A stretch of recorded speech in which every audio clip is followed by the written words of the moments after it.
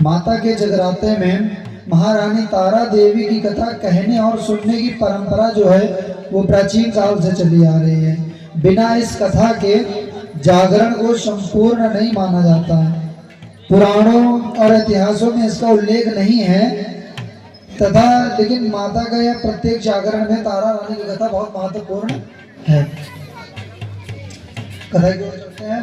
महाराज दक्ष की दो पुत्रियां तारा देवी और रुक्मन भगवती दुर्गा जी की भक्ति में अटूट विश्वास रखती थी। दोनों बहनें नियम पूर्वक एकादशी का व्रत किया करती थी तथा माता के जागरण में प्रेम के साथ कीर्तन एवं महात्म कथा सुना करती थी। एकादशी के दिन एक बार भूल से छोटी बहन रुक्मन ने मांसाहार कर लिया। जब तारा देवी को पता लगा तो उसने रुक्मन पर बड़ा क्रोध आया और बोली, तू है तो मेरी बहन, परंतु मनुष्य देह पाकर भी तूने नीच योनि के प्राणी जैसा कर्म किया है। तू तो छिपकली बनने योग्य है। बड़ी बहन के मुख से निकले शब्दों को रुक्मन ने शिरोधार्य कर लिया और साथ ही प्रायश्चित कर उपाय पूछा।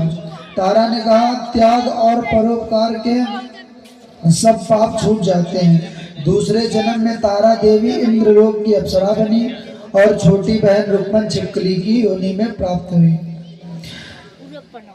द्वापर युग में जब 5 पांडवों ने अश्वमेध यज्ञ किया तब उन्होंने दूत भेज करके दुर्वासा ऋषि सहित 33 करोड़ देवी देवताओं को निमंत्रण दिया कि जाओ सबको आमंत्रित कर दो यज्ञ के लिए। जब दूत दुर्वासा ऋषि के पास गए तो निमंत्रण लेकर के तो दुर्वासा ऋषि बोले, यदि 33 करोड़ देवी देवता यज्ञ में भाग लेंगे तो उसमें हम दे और हम तेरे नाम से मंदिर में ही जागरण करवा देंगे। तू नीच जाति की स्त्री है, इसलिए हम तेरे घर जाकर के देवी का जागरण नहीं कर सकते। रुक्को ने कहा, है पंडित जी, माता के दरबार में तो ऊंच नीच का कोई विचार नहीं होता है। ये तो सब भक्तों को समान रूप से कृपा करती हैं, अतः आपको कोई ऐतराज नहीं होना चाहिए। इस पर पंडितों ने आपस में विचार करके कहा कि यदि महारानी तारामती तुम्हारे जागरण में पधारे तब तो हम भी स्वीकार कर लेंगे। यह सुन करके रुक्को महारानी के पास गई और सब वृत्तांत कह सुनाया। तारामती ने जागरण में सम्मिलित होना स्वीकार कर लिया। जिस समय रुक्को पंडित जी से यह कहने गई कि महारानी जी जागरण में आवेंगी, उस समय किसी चुगलखोर ने सुन लिया और उसने बात सुना दी। राजा ने चुगलखोर से सब बात सुन करके कहा कि तेरी बात झूठी है, महारानी भंगियों के घर जाकर के जागरण में नहीं जा सकती हैं। फिर भी परीक्षा लेने के लिए राजा ने उसी रात अपने उंगली में थोड़ा सा चीरा लगा लिया जिससे उनको नींद ना आवे।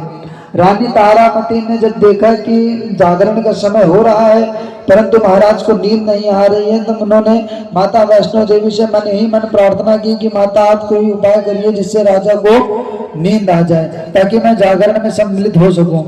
कुछ देर बाद ही राजा को नींद आ गई और तारामती रोशनदान से रस्सा खुली। तब वह भी रानी का पता लगाने निकल पड़े। मार्ग में कंगन व रुमाल उन्होंने देखा और वो जागरण वाले स्थान पर जा पहुंचे। राजा ने दोनों चीजें उठा करके अपने पास रख ली और जहां जागरण हो रहा था वहां एक कोने में चुपचाप बैठकर सब दृश्य देखने लगे। जब जागरण समाप्त हुआ तो सबने माता की आरती अरदास की। उसके बाद प्रसाद बांटा गया। रानी तारामती को जब प्रसाद मिला तो उन्होंने झोली में रख लिया, कोचे में रख लिया। यह देख करके लोगों ने पूछा, आपने प्रसाद क्यों नहीं खाया? यदि आप ना खावेंगी तो कोई भी प्रसाद नहीं खाएगा। रानी बोली, तुमने जो प्रसाद दिया है वह अपने महाराज के लिए रख लिया है, अब मुझे मेरा प्रसाद दे दो। अब की बार प्रसाद लेकर के तब मैं खा लिया। उन्होंने उसके बाद भक्तों ने माता का प्रसाद खाया। इस प्रकार जागरण समाप्त करके प्रसाद खाने के तत्पश्चात रानी तारामती महल की ओर चली। तब राजा ने आगे बढ़ करके रास्ता रोक लिया और कहा, तूने नीचों के घर का प्रसाद खा करके अपना धर्म भ्रष्ट कर लिया। अब मैं तुझे अपने घर कैसे रखूं? तूने तो कुल की मर्यादा व मेरी प्रतिष्ठा का कोई ध्यान नहीं रखा। जो प्रसाद तू अपनी झोली में रख करके मेरे लिए लाई है उसे खिला करके मुझे भी अपवित्र करना चाहती है। ऐसा कहते हुए जब राजा ने झोली की ओर देखा तो भगवती की कृपा से प्रसाद के स्थान पर उसमें चंपा, गुलाब, गेंदा के फूल, कच्चे चावल और सुपारियों में बदल गए। प्रेम से बोलो दुर्गा मैया की जय। तारा के साथ लेकर के महल में लौट आए। वहां रानी ने ज्वाला मैया की शक्ति से बिना किसी माचिस या चमकदार पत्थर की सहायता लिए राजा को अग्नि प्रज्वलित करके दिखाई, जिसे देख करके राजा भी आश्चर्य और बढ़ गया। राजा के मन में भी देवी के प्रति विश्वास तथा श्रद्धा जाग उठी। उसके बाद राजा ने रानी से कहा, मैं माता के प्रत्यक्ष दर्शन करना चाहता हूँ। रानी बोली, प्रत्यक्ष दर्शन पाने के लिए बहुत बड़ा त्याग होना चाहिए। यदि आप अपने पुत्र रोहिताक्ष की बलि दे सके तो आपको दुर्गा देवी के प्रत्यक्ष दर्शन भी प्राप्त हो सकते हैं। राजा के मन में तो देवी के दर्शन की लगन हो गई थी। राजा ने पुत्र मोह त्याग करके रोहिताक्ष का सिर देवी को अर्पण कर दिया। ऐसी सच्ची श्रद्धा एवं विश्वास देख दुर्गा माता सिंह पर सवार होकर के उसी समय वहां प्रकट हो गई और राजा हरिश्चंद्र को दर्शन देकर के कृतार्थ हुए। मरा हुआ पुत्र भी जीवित हो गया उसका। यह चमत्कार देख करके राजा हरिश्चंद्र गदगद हो गए और उन्होंने विधि पूर्वक माता का पूजन करके अपराधों को क्षमा मांगे। इसके बाद सुखी रहने का आशीर्वाद देकर के माता भी अंतर ध्यान हो गई।